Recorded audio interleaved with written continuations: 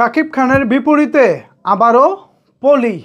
শাকিব খানের অর্জনকে শেষ করার জন্য শাকিব খানের বিপরীতে আবারও মাঠে নামছেন এক সময়ের অশ্লীল নায়িকারা। বিস্তারিত জানতে একটি লাইক দিয়ে সম্পূর্ণ ভিডিওটি দেখতে থাকুন। আপনাদের সাথে রয়েছি আমি ওয়াসিম। একটা সময় ছিল আমাদের ঢাকায় সিনেমা অনেক সমৃদ্ধশালী একটি ইন্ডাস্ট্রি ছিল। আমাদের প্রত্যেকটা ঘরে বাড়িতে সবার একটা সময় সিনেমা হলে গিয়ে সিনেমা দেখার একটা রেওয়াজ ছিল। পরিবারের সবাইকে নিয়ে সিনেমা হলে যাওয়া যেন একটা পারিবারিক ট্রেন্ড ছিল। সেই ট্রেন্ডটাকে ভেঙে দেয় 1999 থেকে 2006 সালের অশ্লীল সিনেমা। এমন অশ্লীল সিনেমা ছিল সেগুলো যেখানে জাস্ট কাটপিস দিয়ে সরাসরি ডাইরেক্ট অ্যাকশন চালানো হতো। কী সেই অ্যাকশন আমি সেটা মুখে বললাম না, বাকিটা আপনারা বুঝে নেন। এরপর এই যে আমাদের চলচ্চিত্র ডাউন হতে শুরু করলো, সেখান থেকে আজও পর্যন্ত আমাদের চলচ্চিত্র মাথা তুলে দাঁড়াতে পারেনি। এখনও 2025 সালে এসে অলমোস্ট আমরা শেষের দিকে আছি, 26 সালই বলা চলে। এই মুহূর্তে এসে 2026 সালে এসে এখনও বাড়িতে বলতে পারি না আমি সিনেমা হলে যাচ্ছি, আমি সিনেমা দেখতে যাচ্ছি। কেন বলতে পারি না জানেন? ওই যে 2001 থেকে 2006 আমাদের চলচ্চিত্রের যে কালো অধ্যায়, এই কালো অধ্যায়গুলো কাদের হাত দিয়ে এসেছিল জানেন? এই পলিদের হাত দিয়ে এসেছিল। এরা এমন এমন অশ্লীল সিনেমা করেছে যেসব অশ্লীল সিনেমার কারণে পারিবারিক দর্শক, পরিবার নিয়ে যেসব দর্শকরা সিনেমা হলে যেতেন সেসব দর্শকরা সিনেমা হল থেকে মুখ ফিরিয়ে নিয়েছেন। এরপর যা কিছু দর্শক ছিল যুবক দর্শকদেরকে নিয়ে সেই সব সিনেমা কম বেশি 2001 থেকে 2006 সাল ব্যবসা করেছে। তারপর অন্তর্বর্তী সরকার আসে, ফখরুল উদ্দিনের সরকার। সেই ফখরুল উদ্দিনের সরকার আসার পর অশ্লীল সিনেমা চিরতরের জন্য বাংলাদেশ থেকে বন্ধ করে দেয় এবং এরপর থেকে একদিকে শাকিব খান, একদিকে চিত্রনায়ক মান্না, দুই তারকা মিলে আমাদের চলচ্চিত্রটাকে মোটামুটি দারুণ একটা অবস্থানে 2008 সালে নিয়ে আসেন।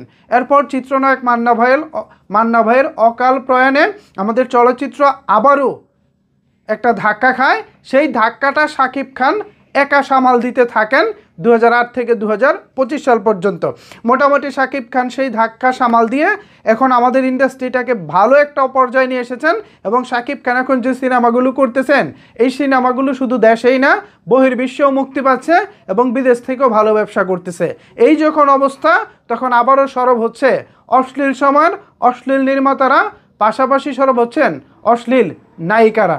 শাকিব খান যখন একদিক দিয়ে ভালো ভালো সিনেমা করে যাচ্ছেন, সোলজার করতেছেন, সামনে পিঞ্চ করবেন, এরপরে আরও ভালো ভালো সিনেমা করবেন, ঠিক সেই সময় পলি নিয়ে আসছেন নতুন সিনেমা। ভাবতে পারেন একদিক থেকে শাকিব খানের সিনেমা পাশের হলে চলবে এবং পাশের হলে চলবে অন্য একটি হলে চলবে পলির সিনেমা, যেটা হবে অশ্লীল সিনেমা।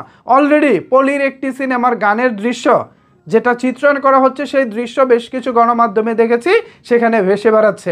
আমি জানি না পলির এই বয়সে এসে কেন এরকম খোলামেলা আসলে গান করতে হবে, খোলামেলা চলচ্চিত্র করতে হবে, আমার আসলে বোধগম্য নয়। পলিকে যদি তাকে অভিনয় করতে হয়, চলচ্চিত্রে যদি তাকে কামব্যাক করতে হয়, ভালো চরিত্রে তিনি কাজ করুক।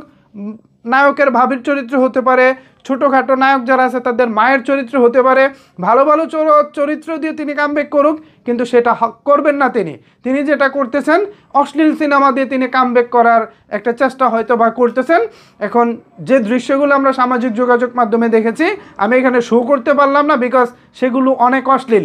এগুলো দেখিয়ে আমি আসলে কথা বলতে পারবো না, এতটাই বাজে ড্রেস আপ।